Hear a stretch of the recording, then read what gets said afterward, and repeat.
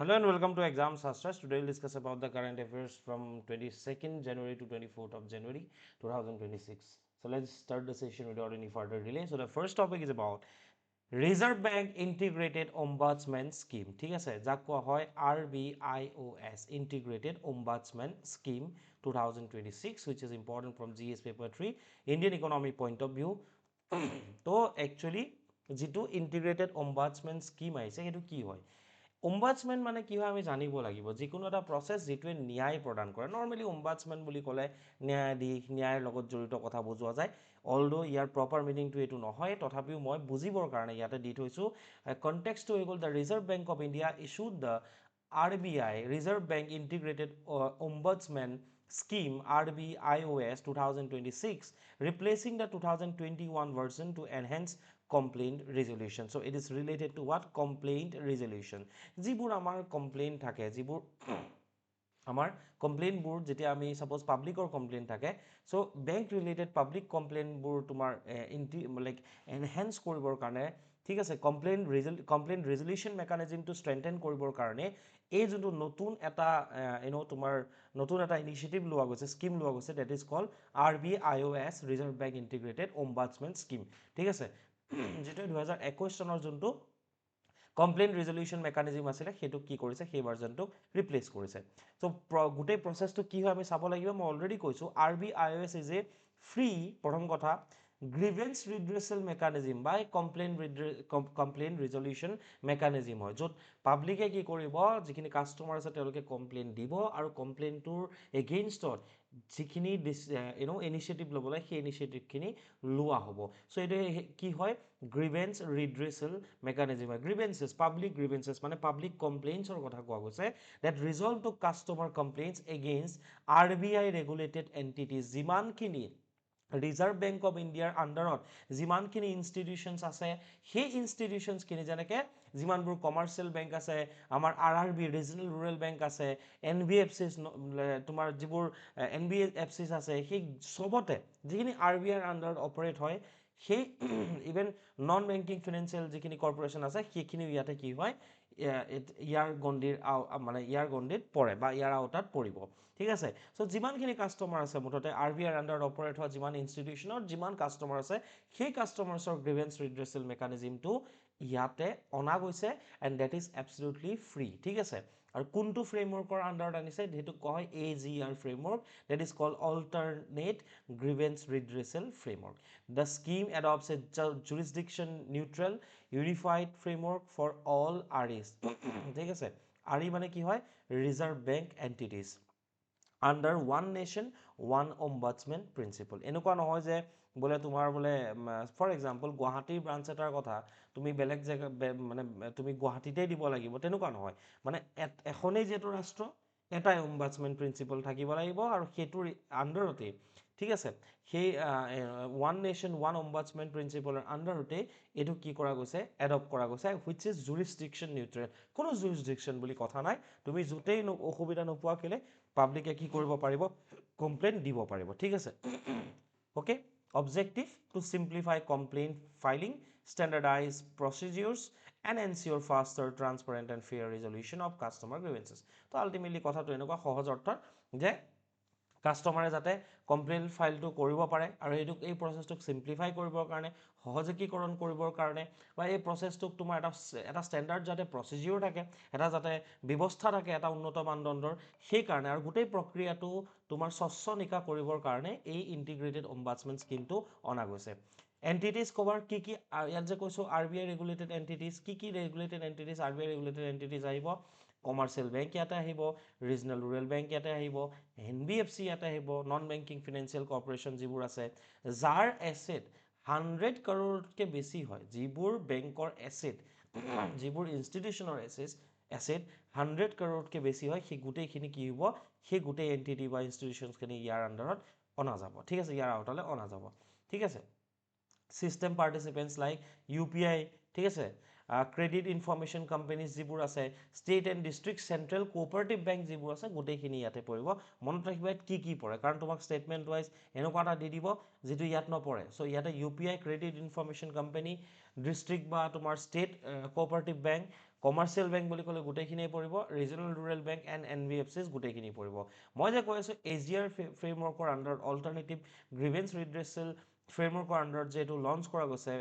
RBIOS টো, সেই AGRটো কি হয়, AGR যিটো অল্টাৰনেট গ্ৰিভেন্স ৰিড্ৰেছেল ফ্ৰেমৱৰ্ক হয়, is a comprehensive system developed by RBI to manage internal and external dispute resolution mechanism across the financial sector. গোটেই financial ছেক্টৰটোৰ ভিতৰত হওক মানে ঠিক আছে, মানে ইণ্টাৰনেল হওক বা এক্সটাৰ্নেল ডিস্পিউটে নহওক কেলে এই যোনটো ডিস্পিউট ৰিজলিউশ্যন মেকানিজম আছে এই বস্তুটোক মেনেজ কৰিবৰ কাৰণে এটা ফ্ৰেমৱৰ্ক আছে, that is call AGR framework. ঠিক আছে, কি ফিচাৰ্ছ কেইটাও চাই লোৱা। Tight and timelines, reserve bank institute যিবোৰ মানে তোমাৰ এণ্টিটিজ আছে আৰু যিবোৰ আমি ইয়াতে ডিছকাছ কৰিলোঁ, এই গোটেইখিনি এণ্টিটি, এই এণ্টিটিজখিনিয়ে কি কৰিব লাগিব, must submit written replies within 15 days। যেনেকৈ RTIৰ ক্ষেত্ৰত আছে ন, 15 দিনৰ ভিতৰত কাষ্টমাৰজনক ৰিটেন ৰিপ্লাই ছাবমিট কৰিব লাগিব। while complainant must approach the ombudsman within 90 days of response expiry। যদিহে ছাপ'জ আজি 30 তাৰিখৰ ফৰ এক্সাম্পল বোলে আজি তোমাৰ 25 তাৰিখ, কালি বোলে তোমাৰ ডেটটো শেষ হৈ গ'ল, 15 দিন পাৰ হৈ গ'ল, এতিয়া যোৱাকালিৰ পৰা 90 days ভিতৰত কি কৰিব লাগিব, তুমি ombudsman-ক গৈ পেলাই এইটো কথা এপ্ৰ'চ কৰিব লাগিব যে মোৰ যিটো 15 দিনৰ ভিতৰত ৰিপ্লাই আহিব আছিলে সেই ৰিপ্লাইটো পোৱা নাই। চ' তাৰ কাৰণে তোমাৰ সেইটো দি থৈছে যে 90 days of response expiry, previously 1 year আছিল, আগত 1 বছৰৰ ভিতৰত, এতিয়া 90 দিনৰ ভিতৰত। ঠিক আছে, appointment, RBI may appoint one or more of its officers as RBI ombudsman or RBI deputy ombudsman, এজন বা দুজন থাকিব 3 বছৰৰ কাৰণে তেওঁলোকক এপইণ্ট কৰিব RBI নিজৰ অফিচাৰ। CRPC মেকানিজম এটা আছে, CRPC মানে কি হয়, এটা permanent চেণ্ট্ৰেলাইজ reset and processing centre থাকিব। যেনেকৈ তুমি যেতিয়া এটা অফিচত যোৱা কি থাকে, এটা reset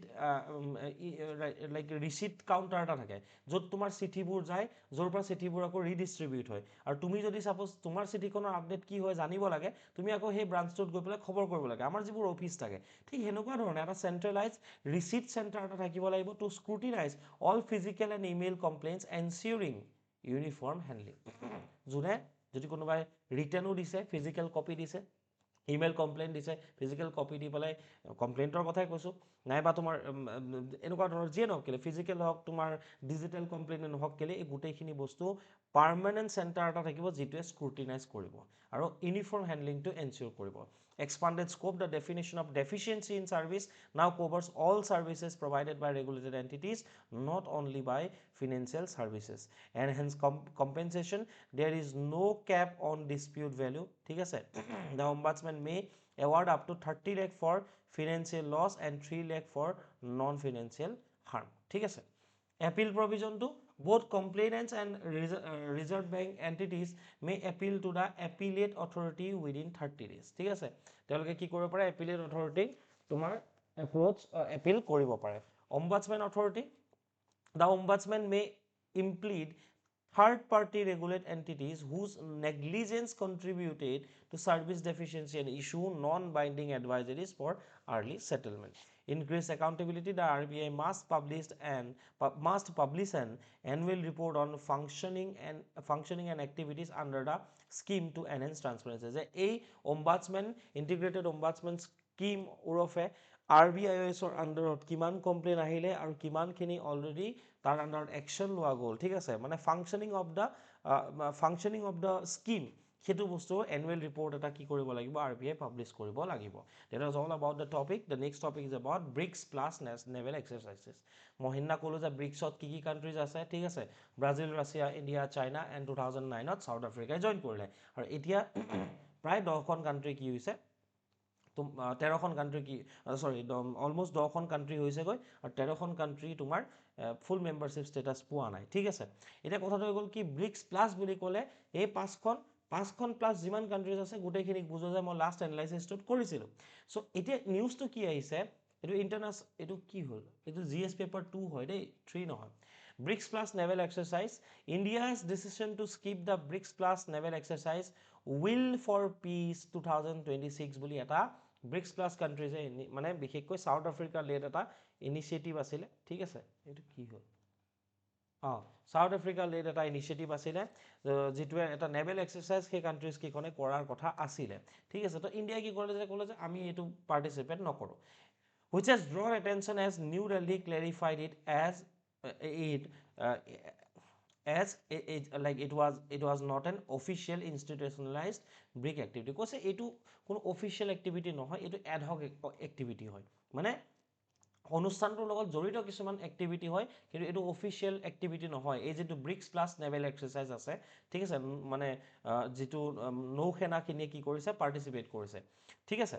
So India distances itself from such ad hoc activities to maintain strategic autonomy and avoid unnecessary military alignment with China and Iran. Because আমি জানো যে গ্লোবেল অৰ্ডাৰ যোনটো হৈ আছে ইৰাণ আৰু চাইনাৰ ক্ষেত্ৰত আমি দেখা পাইছোঁ যোনটো ইউএছৰ ষ্টেণ্ড হয় সেইটো কমপ্লিটলি ওলোটা হয় ঠিক আছে ডেট ইজ বল্ড আৰু সেইটো ক্ষেত্ৰত যদি আমি ব্ৰিক্স প্লাছ নেভেল এক্সাৰচাইজত ইণ্ডিয়া যদি এতিয়া পাৰ্টিচিপেট কৰি দিয়ে তো ইণ্ডিয়াৰ কাৰণে ইণ্টাৰনেশ্যনেল ৰিলেশ্যনৰ ক্ষেত্ৰত ইণ্ডিয়াৰ অকণমান অসুবিধা হ'ব আৰু ইণ্ডিয়াই ষ্ট্ৰেটেজিক অটনমি যোনটো মেইনটেইন কৰি আহিছে ঠিক আছে সেই ষ্ট্ৰেটেজিক অটনমিটো নাইকিয়া হ'ব সেইকাৰণে ইণ্ডিয়াই এইটো কি কৰিছে উইথড্ৰ কৰিছে কৈছে আমি মানে পাৰ্টিচিপেট নকৰোঁ বুলি কৈছে চ' ব্ৰিক্স প্লাছ নেভেল এক্সাৰচাইজেছ কি হয় the bricks plus naval exercise is a host lead non-institutionalized maritime drill involving selected BRICS members and invited partner countries conducted outside the formal BRICS framework যেটো ব্ৰিক্সৰ ফৰ্মেল ফ্ৰেমৱৰ্কৰ বাহিৰত যিখন এবাৰ host country আছে সেই host কাণ্ট্ৰিৰ দ্বাৰা initiative লোৱা এটা naval exercise যেটো এটা মেৰিটাইম ড্ৰিল হয় যিখিনি ব্ৰিক্স আৰু ব্ৰিক্সৰ লগত জড়িত যিমানবোৰ মানে তোমাৰ মানে কি কয় ৰাষ্ট্ৰ আছে সকলো কাণ্ট্ৰিজ আছে সকলোৱে মিলি পেলাই এই মেৰিটাইম ড্ৰিলটো ৰিচেণ্টলি কৰিছে হোষ্ট নেশ্যন কোনটো হয় কোনখন হয় South Africa conducted off the coast of Simon's town near Cape Town ঠিক আছে কেপ টাউনৰ ওচৰত থকা চাইমন্স টাউনৰ তোমাৰ উপকূলত কোষ্টত এই এক্সাৰচাইজটো কৰা গৈছে member participants participating navies China, Russia, Iran, UAE, South Africa. Observers Brazil, Egypt, Ethiopia, Indonesia. Non-participants India কৰা নাই Brazil কৰা নাই opted out of active participation সেইকাৰণে ইয়াতে Brazil আৰু at least observer আছে কিন্তু মেইন কোন কিখন আছে চাইনা ৰাছিয়া ইৰাণ ঠিক আছে এই তোমাৰ কি কয় চাইনা ৰাছিয়া আছে ইফালে ইৰাণ আছে UAE আছে সাউথ আফ্ৰিকা আছে ঠিক আছে চাইনা ৰাছিয়া সাউথ আফ্ৰিকা আছে ইৰাণ আৰু UAE আছে তো UAE আৰু ইৰাণটো প্লাছ মেম্বাৰ্ছত আহে এনিৱেজ তো ইণ্ডিয়া ব্ৰাজিলে এইটো পাৰ্টিচিপেট কৰা নাই এম কি হয় to conduct joint maritime operation focused on the security of key shipping lanes and maritime economic activities projected as cooperation among global south nation তো এইটো কি বুলি কোৱা হয় যে maritime cooperation among global south nation মানে সাউদাৰ্ণ হেমিস্ফিয়াৰত থকা যিমান কেইখন ৰাষ্ট্ৰ আছে বিশেষকৈ ঠিক আছে চ' গ্লোবেল সাউথৰ যিমানখিনি নেশ্যন বা এমাৰ্জিং ইকনমিজটো বুজোৱা যায় বিশেষকৈ এনেকুৱা নহয় এমাৰ্জিং ইকনমিজ যিমানখিনি আছে গ্লোবেল সাউথ নেশ্যনছ আছে তেওঁলোকৰ মাজত কোঅপাৰেশ্যন আনিবৰ কাৰণে ইনিচিয়েটিভটো লোৱা হৈছে বুলি কোৱা গৈছে ঠিক আছে অলপ ৰাছিয়া ইয়াৰ পাৰ্ট নহয় কিন্তু ৰাছিয়াই পাৰ্টিচিপেট কৰিছে ঠিক আছে কি features theme a joint action to ensure the safety of key shipping lines ঠিক আছে মেৰিটাইম ইকনমিক এক্টিভিটি কি শ্বিপিং লাইন মানে যিবোৰ লাইন দি পেলাই তোমাৰ শ্বিপিং হয় ঠিক আছে কি shipping lines and maritime economic activities operations covering maritime security কি কভাৰ কৰিছে মেৰিটাইম ছিকিউৰিটি এনচিয়ৰ কৰাৰ ক্ষেত্ৰত অপাৰেশ্যন চলিছে কাউণ্টাৰ টেৰৰিজিমৰ ক্ষেত্ৰত কেনেকৈ একশ্যন লোৱা যাব anti sea strike drills and search and ৰেস্কিউৰ ক্ষেত্ৰত কেনেকৈ কাম কৰা যাব so' search and rescue maritime security counter টেৰৰিজিমৰ কাৰণে আচলতে এইটো কৰা গৈছে ঠিক আছে বাকী ইমান কথা নাই আৰু framed as a part of broader BRICS plus outreach beyond core BRICS membership এনেকুৱা নহয় যে ক'ৰ মেম্বাৰ্ছে পাৰ্টিচিপেট কৰিছে এনেকুৱা নহয় বাকীখিনিও কৰিছে so' beyond the BRICS membership এইটো ব্ৰিক্স প্লাছ আউটৰিচৰ এটা পাৰ্ট হিচাপে এইটোক ফ্ৰেম কৰা গৈছে and China led operational coordination with participation of sanctioned states like Russia and Iran ঠিক আছে এনিৱেজ এইটো টপিক আছিলে third topic is about 80 years of United Nations Economic and Social Council যাক কোৱা হয় ইক'চক ঠিক আছে তো ইক'চকৰ কিমান বছৰ 80 বছৰ সম্পূৰ্ণ কৰিলে যোৱা 23 জানুৱাৰী The United Nations Economic and Social Council commemorated its 88th anniversary on 23rd January 2026, marking 8 decades of coordinated global action on development. It will commemorate it commemorated its 80th anniversary on 23rd January 2026, already মই এইটো ক'লো, এইটো double আহিছে, marking the 8 decades of coordinating global action on development হ'ল about 80 years of ইকোচক। ঠিক আছে, ইকোচক কি হয় চোৱা, ইকোচক the United nation economic, eco মানে ইকনমিক এণ্ড ইফালে এছ অ' মানে কি হয় ছ'চিয়েল, আৰু চি মানে হৈ গ'ল council, economic and social council যিখন আছে, ঠিক আছে, সেই ইকোচক ইউনাইটেড নেশ্যনৰ 6টা প্ৰিন্সিপাল অৰ্গেনৰ কি হয় এটা হয়। It is one of the 6 principal organs like UNSC, ঠিক আছে, এটা কোনটো হয় ইকোচক হয়। Serving as the central forum for international economic, social and environmental policy coordination. তো এইটো এনেকুৱা এখন মঞ্চ, ঠিক আছে, কিহৰ ক্ষেত্ৰত মঞ্চ বুলি কৈছোঁ, যোৱা 8টা দশক ধৰি পেলাই যি কাম কৰি আছে আন্তঃৰাষ্ট্ৰীয় মানে অৰ্থনৈতিক হওক, সামাজিক হওক বা পৰিৱেশীয় যিমানবোৰ পলিচি, ঠিক আছে, যিমানবোৰ নীতি প্ৰস্তুত কৰা গৈছে বা নীতিৰ ক্ষেত্ৰত কোঅৰ্ডিনেশ্যন ফৰাম হিচাপে কোনখন আছে ইকোচকখন আছে। So' it is a forum for international economic, social and environmental policy coordination, consensus building and follow up to global development commitments. Established in 1945 under the UN Charter, first meeting 23 জানুৱাৰী 1946 চনত লণ্ডনত হৈছিলে, আৰু সেইকাৰণে 80 বছৰ সম্পূৰ্ণ কৰিছে। মনত ৰাখিবা এইম কি হয়, to advance sustainable development by integrating social growth, economic growth, social inclusion and environmental protection. কৈছে যে এটা কাম কৰিব, আমি কিহৰ ওপৰত কাম, তেওঁলোকে কিহৰ ওপৰত কাম কৰে যে বহনক্ষম উন্নয়ন বা সাষ্টেইনেবল ডেভেলপমেণ্টটো আৰু বেছি সুদৃঢ় কৰাৰ কাৰণে, টু এডভান্স সাষ্টেইনেবল ডেভেলপমেণ্ট কেনেকৈ কৰিব, by integrating economic growth, social inclusion and environmental protection, ensuring that no' one is left behind. ঠিক আছে, ঠিক আছে, কোনো যাতে, ঠিক আছে, ডেভেলপমেণ্টৰ ক্ষেত্ৰত, ছাষ্টেইনেবল ডেভেলপমেণ্টৰ ক্ষেত্ৰত যাতে পিছ পৰি নাথাকে, আৰু বহনক্ষম উন্নয়নৰ যিটো কনচেপ্ট সেইটো অধিক সুদৃঢ় কৰাৰ কাৰণেই আচলতে তেওঁলোকে কাম কৰি আছে। কেনেকৈ, গোটেইখিনি সংলগ্ন কৰি, য'ত অৰ্থনৈতিক উন্নয়নো থাকিব, ছ'চিয়েল ইনক্লুজন হ'ব লাগিব, যে সামাজিক সংলগ্নকৰণ হ'ব লাগিব, আৰু এনভাইৰনমেণ্টেল প্ৰটেকশ্যন হ'ব লাগিব, তেতিয়াহে ছাষ্টেইনেবল ডেভেলপমেণ্ট বা বহনক্ষম উন্নয়ন বিশ্বত হ'ব। আৰু ছ'চিয়েল ইনক্লুজন দিয়াৰ কাৰণে এইটোৱে কোৱা গৈছে যে ensuring that no' one is left behind. ঠিক আছে, কি ফাংচনছ কি হয়, policy coordination, guides and coordinates UN development system including specialized agencies and programs. যিমানখিনি পলিচি থাকে সেই পলিচিৰ ক্ষেত্ৰত গাইড কৰা আৰু কোঅৰ্ডিনেট কৰা UN ডেভেলপমেণ্ট চিষ্টেমটো, ঠিক আছে, তো সেইখিনি তেওঁলোকৰ কাম হয়। গ্ল'বেল প্লেটফৰ্ম হয়, য'ত তোমাৰ ডিবেট হয়, কনচেনচাছ ডেভেলপ হয়, ঠিক আছে, এটা সিদ্ধান্তত উপনীত হোৱাৰ কাৰণে এখন মঞ্চ লাগিব ন, সেই মঞ্চখন কোনখন হয়, ডেট ইজ ইকোচক। ঠিক আছে, and innovative thinking on developmental challenges, যে ডেভেলপমেণ্টৰ ক্ষেত্ৰত কি কি মানে চেলেঞ্জেছ আহিছে বা আহিব পাৰে, তাৰ ক্ষেত্ৰত ডিবেট, ডিছকাশ্যন, কনচেনচাছ বা ইনোভেটিভ থিংকিং এটা ডেভেলপ কৰাৰ কাৰণে প্লেটফৰ্ম এইখনেই হয়। Sustainable Development Goal follow-up কৰে, review progress on Sustainable Development Goal via the HLPF. Inclusive engagement grants consultative status to 6,500 plus NGOs enabling civil society participation. 6,500তকৈ অধিক NGO কি কৰিছে, কনচালটেটিভ ষ্টেটাছ গ্ৰাণ্ট কৰিছে, যে তেওঁলোকে কনচালটেশ্যন কৰিব পাৰে, আৰু যাৰ জৰিয়তে চিভিল ছ'চাইটি বা NGOৰ যোনটো participation in the sustainable development or overall development, সেইটো কি কৰিছে, এনেবল কৰিছে। Institutional linkages, oversee functional commissions, regional commissions and expert bodies. UN system governance, elects executive boards of agencies like UNICEF, UNDP and UNHCR. ঠিক আছে, তো সেইখিনি হয়, মনত ৰাখিবা কেতিয়া ডেভেলপ হৈছিলে, কি আছে, কাম কি কৰে, সেইখিনি ইম্পৰ্টেণ্ট হয়। The next topic is about Assam university honours Anand Mahindra and Mahanta. কোন মহন্ত মই কৈ আছোঁ। Assam university Silchar held its 23rd convocation 19 জানুৱাৰীতে কৰিলে। 13,600 ষ্টুডেণ্টছ মানে গ্ৰেজুৱেট কৰিলে এতিয়ালৈকে। The university conferred honorary doctor of literature, ঠিক আছে, degree to distinguished personalities for the contributions to public life, academia and social engagement. ঠিক আছে, ডক্টৰ অফ লিটাৰেচাৰ। তো কোনে কোনে পালে doctorate degree. Exceptional contribution to the society, education, culture and public ছাৰ্ভিচৰ কাৰণে একচুৱেলি দিয়া হয়। ঠিক আছে, recognizes impact beyond formal academics including leadership, ethics and public engagement, reflects the role of universities in promoting intellectual and social values. তো এইটোৱে কি সূচায় যে ইউনিভাৰ্চিটি এখনৰ যে ৰোলটো কেৱল শিক্ষা দান কৰাই নহয়, তাৰ বিয়ণ্ডতো গৈ পেলাই ইণ্টেলেকচুৱেল বা ছ'চিয়েল ভেলু খিনিকো যে তোমাৰ প্ৰমোট কৰিব লাগে সেইকাৰণে আচলতে তেওঁলোকে ডক্টৰেট ডিগ্ৰীটো দিছে তো অলৰেডি মই ক'লোঁ যে আনন্দ মহেন্দ্ৰ আৰু পাৰ্থ সাৰথী মহন্তদেৱক মানে তেখেতসকলে কি কৰিছে অনাৰ কৰিছে ঠিক আছে তো আনন্দ মহিন্দ্ৰা আমি সকলোৱে জানো যে মহিন্দ্ৰা গ্ৰুপৰ চেয়াৰপাৰ্চন ঠিক আছে recognise for contributions to industry and entrepreneurship thought leadership and public discourse industry led social initiatives তেওঁ বহুতো ছ'চিয়েল ইনিচিয়েটিভ লয় আমি প্ৰায়ে দেখা পাই থাকোঁ আনন্দ মহিন্দ্ৰাজীয়ে represents corporate leadership with social responsibility relevant to ethics and governance